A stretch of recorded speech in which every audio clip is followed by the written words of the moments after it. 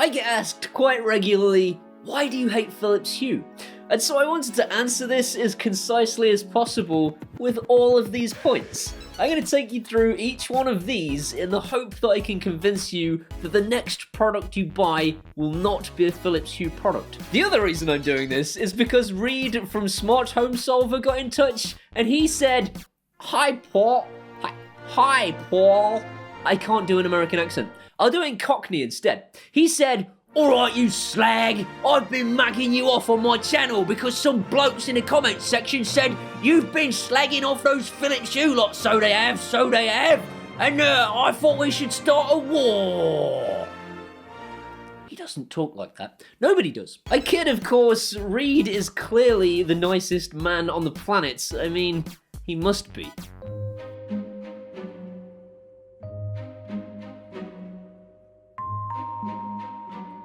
Because if that was me, that guy would get his own episode featuring Mr. Socky calling him a bitch. That guy's a bitch! Correct. So without further ado, here is a list of all the reasons you should not buy Philips Hue's products. I have always said that Philips Hue has one of the easiest setup processes in the industry. But what I forget every single time is that I only do the first bit and I throw it in a drawer because I hate them.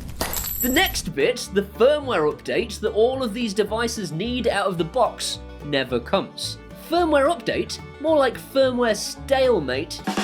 Is that funny? No? Okay. I've used 2 separate routers to make this happen. I've done this across several Philips Hue products. I cannot get the firmware to update on that stupid bulb. It just sits there going, yep, I'm doing it. I'll do it in a minute. You will never do it. Philips Hue will never put a firmware update in any bulb in this house, and I don't know why. It's probably because I make these videos.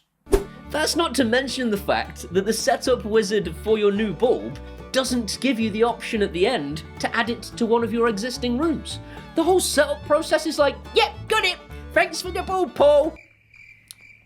And I'm like, where is it? Where is the bulb? And it's like, oh, you wanted to do something with the bulb? Well, yes, of course. I want to be able to make it come on and change its color and do all that stuff that I bought it for. And it's like, well, open up the room setup wizard. Why would I want to open up a new menu? I've just been through a menu. I just added the bulb, put it in a flipping room. No.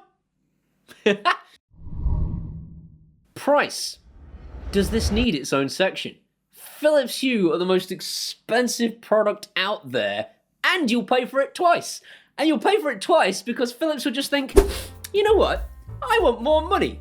And you'll just pay it because that's the way it works. They've just recently killed off the Gen 1 hub. I did a video about this. They're going, oh, we're not really killing it off. You can still use it, just only using our app. All of the Google Home and all of the she that should not be named stuff in a toilet somewhere because we don't care about our customers. You will buy that Gen 2 hub, please? And you'll all go, yeah, that seems fair. And they do! The Philips Hue owners are all like, yeah, well, I've had it a long time. Are you joking? You paid for that to work with Google Home and she that should not be named. It should always work with Google Home and she that should not be named. If you're kidding yourself that it's okay that they can remotely kill it from the internet, you have something wrong with your brain. That's the end of it. It will cost you a fortune in the first place, and then later on they'll go, forget that. Buy our new thing.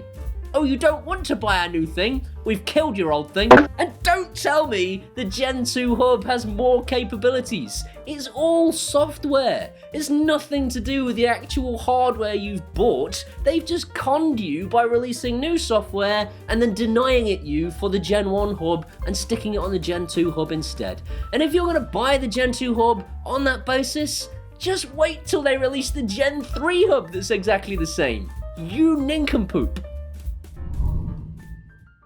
Everybody in the smart home marketplace is so focused on the technology behind a product that they often forget about the actual practicality of a product.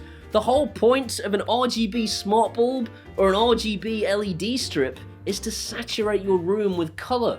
Philips Hue is bottom of the pile in almost every single test.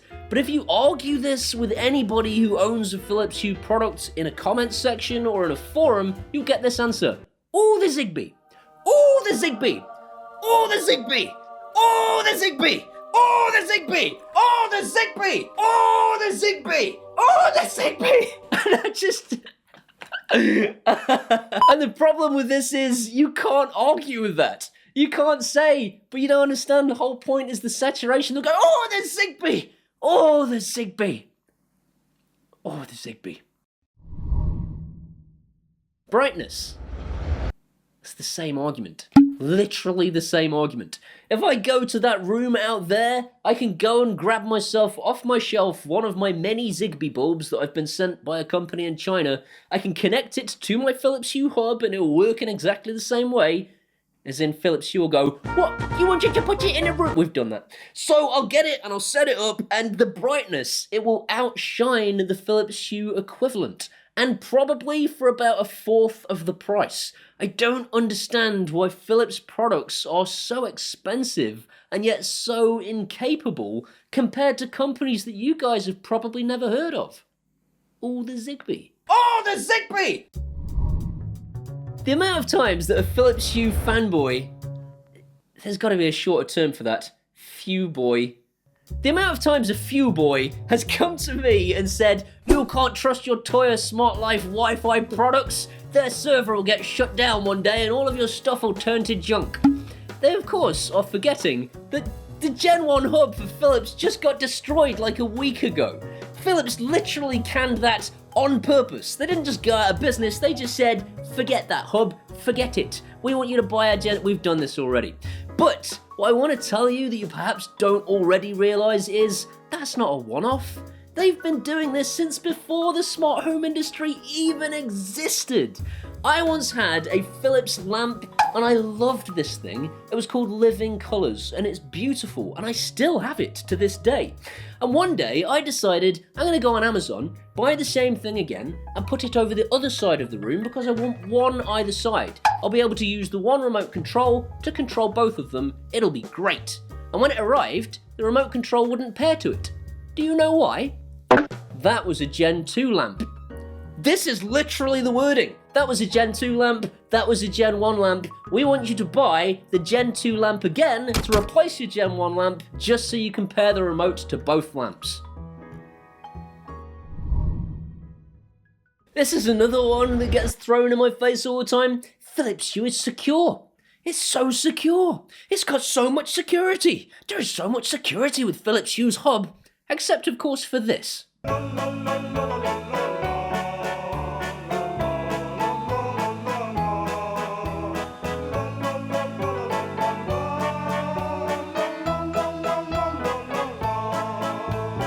And I know they've patched this, I know this is past tense, but surely the fact that this happened at all speaks volumes. And conversely, people sit in my comments section doing this.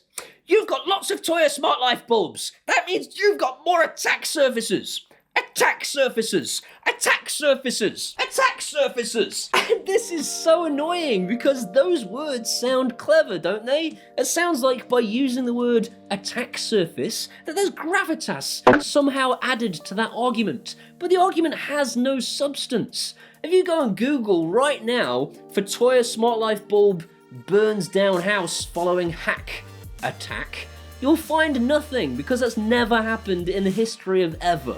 If you go and look up Toya Smart Life bulb used in botnet attack against Netflix, couple go to prison, you'll find nothing. Wait, before you go Googling for this, let me just tell you what you're gonna find. All you're gonna find are Reddit threads and various other unreputable sources telling you they are hackable, they are hackable. What they won't tell you is that in order to hack one of these things, you have to be at the person's house whilst they're doing the setup process for the plug or the bulb. Well, that's a pretty narrow window of opportunity, isn't it? I'm not saying it will never happen because never say never. But what I am telling you is the available evidence shows that Philips Hue did definitely 100% let us down at one point, and I can't find anything credible to actually say that Toya Smart Life is in any way insecure. At least once a month, Philips Hue sit around a table, and the new guy in the corner says, should we update the app that we released all the way back in 2012? And the chairman presses a big red button on the table, and that guy falls through the floor into a pool of sharks. Because they don't want to change this thing ever. It has never had an update. It just looks the same as it did when I first started this stuff. Correct me if I'm wrong. Maybe I'm wrong and I'm just not remembering.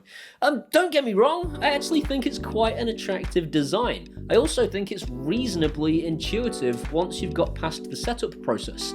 But if you want to know whether I think it's the best out there for its money, Lifx has definitely got it beat. I find that more intuitive. I find it easier on the eye. Toya Smart Life, they could do with having a dark theme. I think the light theme is a little bit passé. It's a bit gauche. It's a bit too many attack surfaces. But the whole thing with that is, if they had a darker theme, I actually find the Toya Smart Life app to be more intuitive to use. I find that the functionality of it is just easier to get to the things that you want. So, is the Philips Hue app the best out there? It's not terrible, but it's definitely not top of the pile. You might be thinking, well, what should I buy, Mr. Smarty Pants? If you use the word Smarty Pants, which you don't because you're not somebody's auntie. And the answer to that is, if you want to go down the ZIGBEE route, I love SmartThings. I think that is a brilliant way of trying to get everything amalgamated under one roof. I also really like HUBITAT. If you've got a little bit more technical skill, HUBITAT is like SmartThings on steroids. If you don't want to go down the ZIGBEE route, if you want to do the whole hubless thing, Toya Smart Life is my personal preference because it is one of the cheapest things out there, it's the easiest to use, and personally I think it's one of the most stable and one of the most likely to go the distance and still work with all your Google Home and she that should not be named stuff down the line. There are links to all that stuff in the description. If you're interested in buying through one of my links, I will of course get commission at no cost to you because that's how affiliate links work. And if you're sat there thinking, I figured it out, he's a shill for all that Chinese stuff, he's a shill for Samsung SmartThings and HUBITAT, you're an idiot. Because Philips Hue costs more money than all of those things. If I was a shill, I'd be pushing Philips Hue right down your throat, all the way to the bank. I am not. I'm trying to do you a favour and hopefully have this channel running for the distance. I'm not in this for a quick buck. Please take my advice for what it is. It is me trying to help you out. Reed from Smart Home Solver really knows his stuff and he is the nicest guy in the world, so I'm really looking forward to his riposte. That's a good word, isn't it? Attack surface. Attack surfaces! So I'd be interested to see how he responds to this video. I hope you will be too. When he's released it, it may already be released. I don't know how quickly he works. There'll be a link in the description to that too. I hope you've enjoyed this video. If you have, please give it a thumbs up. That will tell YouTube's algorithms it was a good video and more people should see it. If you want to see some more of this guy, hit that subscribe button and ding that bell. If you ding the bell, it lets YouTube know you want to be notified when I upload videos. These amazing people here are my patrons from Patreon, and I can't thank them enough. I say that every single week, and it never will be enough to thank them. They are the best people on the planet, and they keep me making these videos. If you want to be one of these guys, you can do that at either Patreon or buy me a one-off beer at PayPal, and either way, I'll love you forever. These are my Facebooks, my Twitters, and my Instagrams. Come and hang out there. We can be best friends, and I'll see you next time. I've been mugging you off in my comments section, and they people they're down there. This is terrible. Oh, I've been mugging you off. I have. There's no reason. Just stick it in there. Just stick to £20.